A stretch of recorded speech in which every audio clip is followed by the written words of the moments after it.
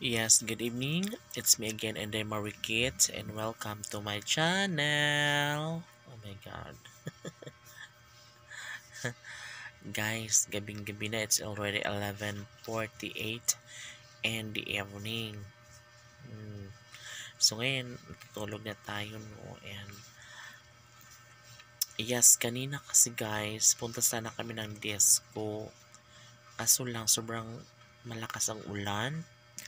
Kaya hindi na kami nakapunta doon. And mas maganda lang na magstay sa bahay. And yes, para makatulog na rin maya-maya ng konti. Of course, thank you nga pala sa lahat ng mga nanonood sa ating video. And thank you very much sa lahat ng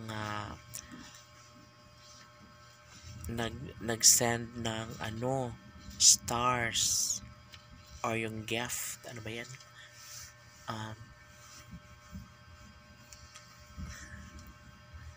Anong tawag sa YouTube? Yung may nag-send ng ano. But anyway, thank you so much. And yes, bukas pa ako makapag-vlog ng long video or 3 minutes kasi nga sobrang busy everyday. Sobrang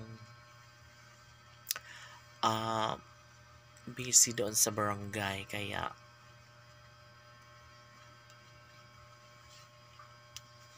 bukas sana makapag-video tayo. And kanina kasi guys is maulan. Kaya hindi ako makagala doon sa taas. Kaya nga dito lang ako sa bahay, and then dyan sa may outpost, and then dyan sa may kapilya. Ganun lang kasi nga umuulan-ulan, and hindi ako nakabisita doon sa pabahay, doon sa baba, kasi nga nung umaga at tanghali ay may ginawa akong dokumento sa barangay. Tapos mga bandang yes, hanggang alas 3 yun. Pagkatapos umuwi ako ng bahay, naka-idlip ako hanggang 5 o'clock, diba? Alas 3, tapos naka-idlip ako, nagising ako ng 5 o'clock ng hapon.